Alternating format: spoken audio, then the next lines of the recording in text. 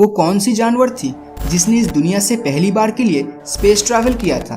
तो उसका जवाब एक ही आता है और वो है लाइका।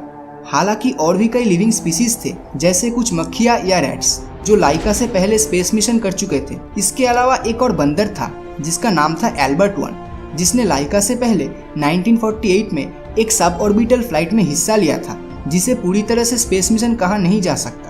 इसीलिए लाइका को स्पेस मिशन करने वाली पहली जानवर के नाम से आज हम जानते हैं। लाइका के बारे में सुनकर ही हमें प्राउड फील होता है, क्योंकि वो दुनिया के सारे जानवर में ऐसी पहली जानवर थी जिसने एक लंबी स्पेस मिशन करी थी। लेकिन क्या सच में लाइका एक खुशनसीब डॉग थी, जैसा हम पिक्चर्स में देखते हैं या फिर न्यूज़ मैगजीन्स या स्कूल के किताबों में हमें दिखाया जाता है? तो सच्चाई क्या है, आज हम इस वीडियो में पता लगाएंगे। 1950 से पहले इंसानों को स्पेस मिशन के लिए धरती से बाहर भेजना तब के टाइम के साइंटिस्टों के लिए काफ़ी चुनौती भरा काम था।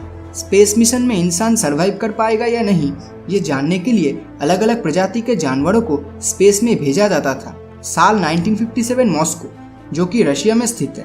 इस समय मॉस्को के सड़कों पर लाइका एक मामूली आवारे कुत्ते की तरह घूम रही थी और इस समय इसकी उम्र थी 3 साल। तब उसे क्या मालूम था कि वो इंसानी इतिहास में पहली डॉग होगी जो स्पेस मिशन पे जाएगी।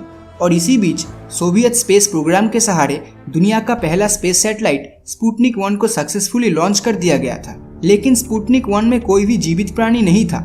इसीलिए वहाँ के साइंटिस्टों ने सोचा कि क्यों न इस बार किसी जिंदा बड़े जीव को स्पेस मिशन में भेजा जाए। लेकिन शायद ये रशियन साइंटिस्ट इस दूसरे स्पेस मिशन को काफ़ी जल्दी में करना चाहते थे, तो इसीलिए लाइका के स्पेसक्राफ्ट को बनाने के लिए सिर्फ 4 हफ्ते का समय मिला था, जिसका जुर्माना बाद में उस मासूम डॉग को भरना पड़ा था। इस स्पेसक्राफ्ट का नाम था स्पुतनिक 2, जिसे स्पेशली एक डॉग के लिए डिजाइन किया गया था। यही स्पेसक्राफ्ट में एक carbon dioxide absorber, oxygen generator और जानवर को ठंडा रखने के लिए एक फैन था। 7 दिन जिंदा रहने के लिए कुछ फूड्स और डॉग के स्टूल और यूरिन कलेक्ट करने के लिए एक बैग रखा गया था। स्पुतनिक 2 का केबिन इतना छोटा था कि केबिन के अंदर घूमने फिरने के लिए भी कोई जगह नहीं थी। तो इसी तरह स्पुतनिक 2 को डिजाइन किया गया था, जो कि कुछ 28 दिनों में तैयार हुआ था। अब सिर्फ एक डॉग को ढूंढने की ही देरी थी। सोवियत स्पेस साइंटिस्ट ने जानबूझकर गली के आवारे कुत्ते को चुना, क्योंकि उनमें बाकी घरेलू पालतू डॉग से ज्यादा एक्सट्रीम कंडीशन में रहने की आदत थी, जो इस स्पेस मिशन के लिए एकदम आइडियल था। तो इसी बीच उन स्पेस साइंटिस्ट को लाइका मिला और इसके बाद ही स्पेस में भेजने के लिए लाइका को ट्रेन किया गया।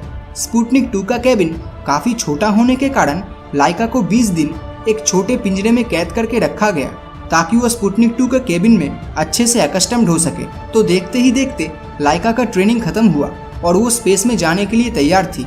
उस टाइम इंसानों को स्पेस में जाने का तरीका तो मालूम था, लेकिन वापस आने का नहीं। मतलब देखा जाए तो ये एक सुसाइड मिशन जैसा ही था।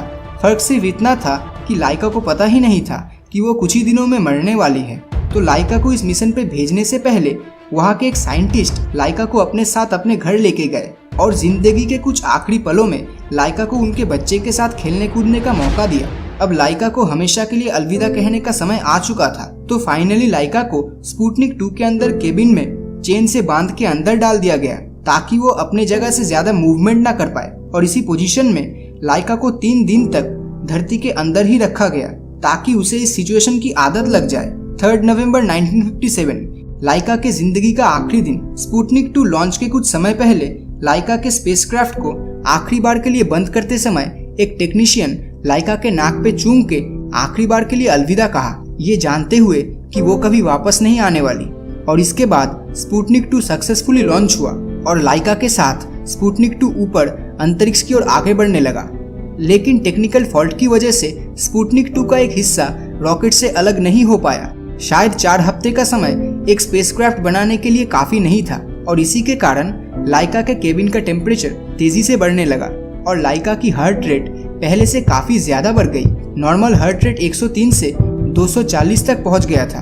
तो इससे ये बात तो साबित होता है कि उस समय लाइका को गर्मी के मारे कितनी ज्यादा तकलीफों से गुजरना पड़ रहा था। और लगातार 3 घंटे तक लाइका मौत से लड़ती रही और टेम्परेचर इतना ज्यादा इंक्रीज हो गया कि 5 घंटे बाद लाइका के सेंसर से सिग्नल आना बंद हो चुका था और इसी के साथ लाइका की मौत हो गई। उसकी मौत के बाद उसी अवस्था में स्पुतनिक 2 162 दिन तक अंतरिक्ष में था और लगभग 2570 बार अर्थ को सराउंड करते हुए घूमने लगा। और इसके बाद 14 अप्रैल 1958 में स्पुतनिक 2 धरती के एटमॉस्फेयर में एंटर करते ही मरी हुई लाइका के साथ जलकर खत्म हो गया।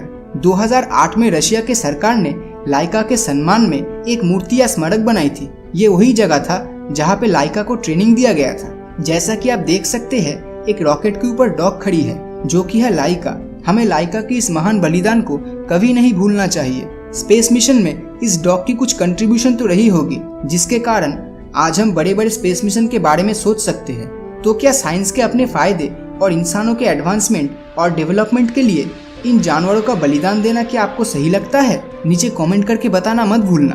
और अगर ये वीडियो आपको अच्छा लगा हो तो इस वीडियो को लाइक और अपने दोस्तों के साथ शेयर करना मत भूलना।